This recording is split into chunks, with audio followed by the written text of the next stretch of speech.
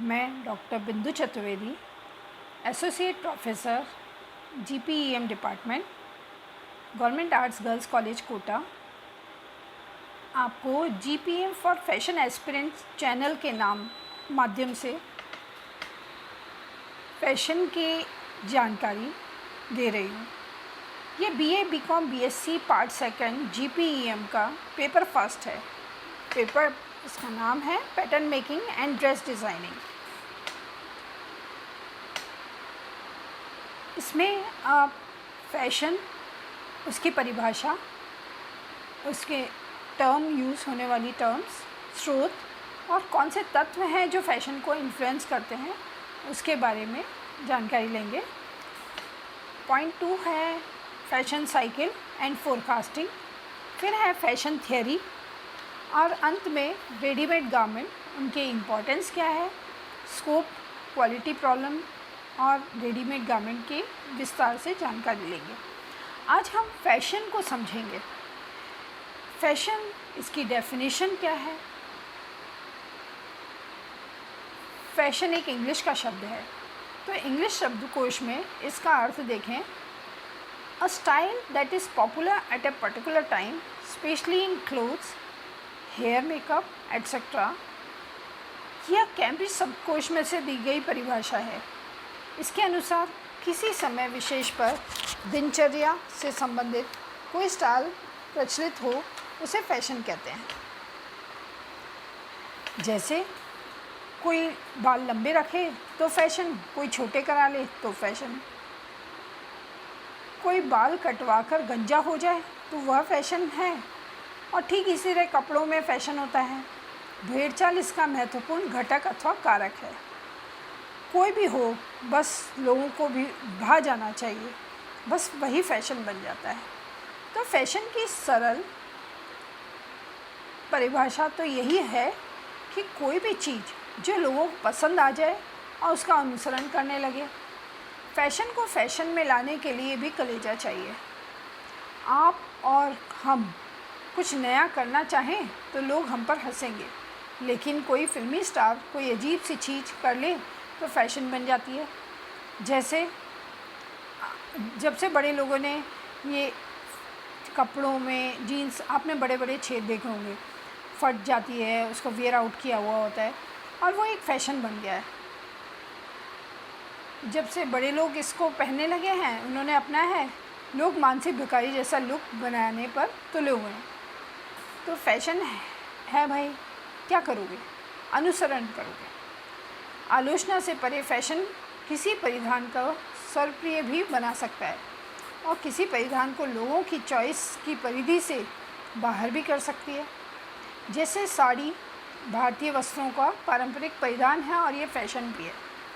इसका श्रेय जाता है भारतीय महिलाओं को, जो इसे फैशन का हिस्सा बनाए हुए हैं और उन्होंने इसे नकारा नहीं है। वहीं दूसरी ओर पुरुष अपनी पारंपरिक परिधानों को फैशन का हिस्सा बनाए नहीं रख सके। फैशन का सोच से संबंध भी कई लोग जोड़ते हैं।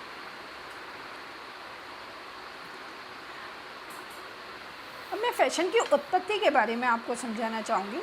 मानव समाज देश काल, ऋतुओं एवं धार्मिक रीति रिवाजों के कारण प्राचीन काल से ही बदलता रहा है। वर्तमान युग विज्ञान का युग है। आज सारा संसार आवागमन की सुविधाओं के कारण प्रगति करते हुए सुखद जीवन यापन कर रहा है। आज कोई भी व्यक्ति फैशन के इस विभिन्नता भरे दौर से अलग नहीं रह सकता, क्योंकि यह युग सौंदर्य बुद्ध का युग है और मानव सुंदर वस्तुएं ज़्यादा पसंद करता है। वस्त्रों के क्षेत्र में ही नहीं, अपितु जूते, आभूषण आदि से भी फैशन की बढ़ती छाप दिखाई देती है। तो अब भाई फैशन है क्या। फैशन एक सरल सिद्धांत है। फैशन की उत्पत्ति समय समय पर हमारी सोच, अनुभव, सुविधा एवं बदलाव की नाना प्रवृत्ति के कारण ही होती है। यदि हम पिछले 75 वर्षों के फैशन पर दृष्टिपात करें तो हम देखते हैं कि फैशन पूर्ण रूप से परिवर्तित हो गया है। वस्त्रों की बनावट, प्रकाश चित्र, जिसे हम सिल्हूट भी कहते हैं, डिज़ाइन, रंग व रेशों आदि में भी बदलाव आया है। प्रत्येक देश का फैशन भिन्न है। जैसे पाश्चात्य देशों में पैंट कोट, स्कर्ट टॉप आदि का प्रचलन है, तो अरब देशों में लुंगी कुर्ता व सलवार कुर्ता एवं बुर्का का प्रचलन है। भारत में dhoti kurta, pant shirt, coat व स्त्रियों द्वारा साड़ी, ब्लाउज, पेटीकोट, लहंगा, चुन्नी, सलवार कुर्ता आदि प्रयोग किए जाते हैं। फैशन प्रत्येक देश की भौगोलिक परिस्थितियों पर भी निर्भर करता है, अर्थात भूमध्य रेखा के निकट के देशों में ऐसे वस्त्रों का प्रचलन है जो गर्मी से बचाव करें। इसके विपरीत बर्फीले क्षेत्रों में अत्यधिक शीत से बचाव करने वाले वस्त्रों जैसे चमड़े के कोट, दस्ताने व फर वाले कपड़ों से निर्मित वस्त्रों का प्रचलन है। फैशन किसी भी देश को आर्थिक व सामाजिक व्यवस्था को भी प्रदर्शित करता है। फैशन वहाँ की राजनीतिक परिस्थितियाँ, आधुनिक टेक्नोलॉजी और वर्तमान परिस्थितियों को सरल व सफल कर सकता है। चलिए, अब मुझे लगता है कि आप फैशन समझ गए होंगे। अब हम आते हैं फैशन के स्रोत या हमें फ़ैशन की जानकारी कहाँ से मिलती है। फ़ैशन की जानकारी हमें विभिन्न स्रोतों से मिलती है, जैसे fashion magazine, newspaper, radio, television, internet, satellite, movies, video, serial and series, advertising, fashion show इत्यादि। अब जहाँ से भी फ़ैशन के प्रति प्रेरित हो वही फ़ैशन का स्रोत कहलाता है। अब हम आते हैं फ़ैशन की टर्मिनोलॉजी। फ़ैशन में आपने देखा होगा बहुत सारी टर्मिनोलॉजी का प्रयोग किया जाता है। एक ही शब्द को कई तरीके से यूज़ किया जाता है और उनके मीनिंग अलग होते हैं, या ये कह सकते हैं कि बहुत समानांतर शब्दों को अलग अलग तरीके से उनका प्रयोग किया जाता है। जैसे क्लोथ्स क्या है, या गारमेंट क्या है, या कॉस्ट्यूम क्या है, एपरल क्या है, और इनमें अंतर क्या है। तो मैं आपको समझाना चाहूँगी। मैं कुछ टर्म्स को ही इसमें ले रही हूँ। Clothes, it's a collective term for all items of apparel worn by man, women and children. महिलाओं, पुरुषों व बच्चों के द्वारा पहने जाने वाले किसी भी प्रकार के वस्त्र कलेक्टिवली अगर हम कहते हैं तो वो क्लोथ्स कहलाएंगे। एक होगा तो एपरल कहलाएगा। और यदि नेक्स्ट टर्म पे आती हूँ मैं, costume. The term costume can refer to wardrobe और dress of a certain period in history, people और क्लास। अगर किसी पर्टिकुलर क्लास के व्यक्ति के कंप्लीट वार्डरोब को हम चेक करें, जिसमें कि upper, lower garment, accessories, inner and outer garment सभी कलेक्टिवली अगर हम देखते हैं तो हम उसको कॉस्ट्यूम कहते हैं। जैसे आपने देखा होगा फैंसी ड्रेस में केवल एक ड्रेस पहनने से काम नहीं चलता, आपको कंप्लीट सेट चाहिए होता है, तो वो भी कॉस्ट्यूम कहलाता है। अब हम आते हैं फ़ैशन पे। वैसे तो मैं आपको फ़ैशन काफ़ी समझा चुकी हूँ, लेकिन फिर एक बार फ़ैशन को समझाना चाहूँगी, क्योंकि फ़ैशन से ही दो वर्ड निकलते हैं, स्टाइल, फैड। तो हम इसको समझें।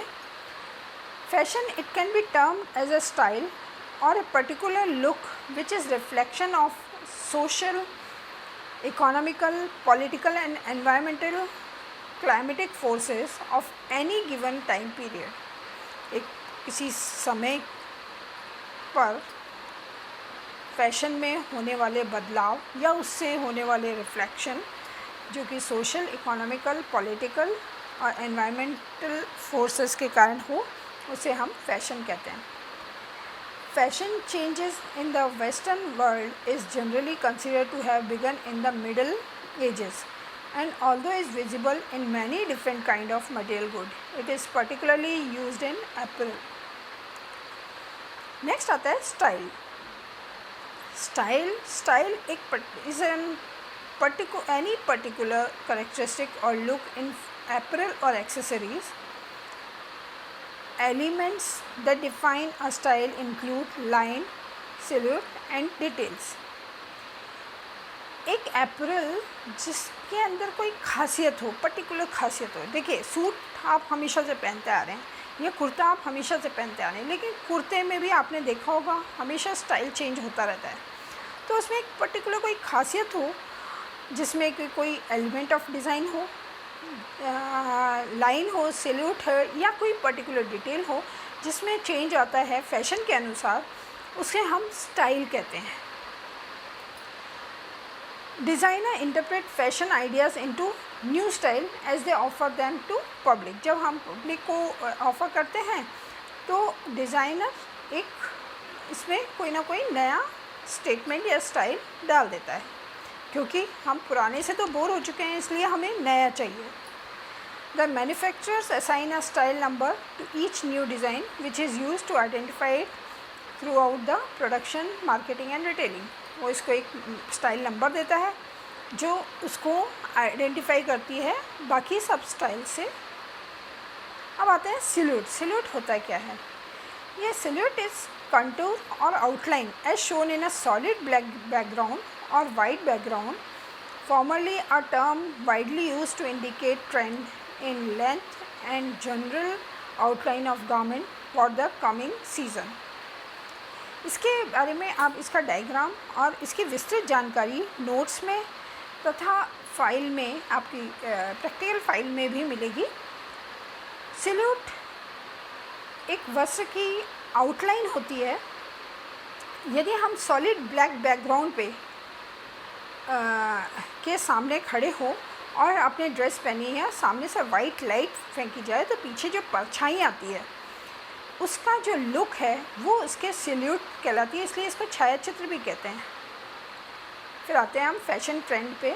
Fashion trend, direction in which styles, colour, fabric and designs are tendering to change, political events, films, personalities, dramas, social and sports event often influence fashion trends।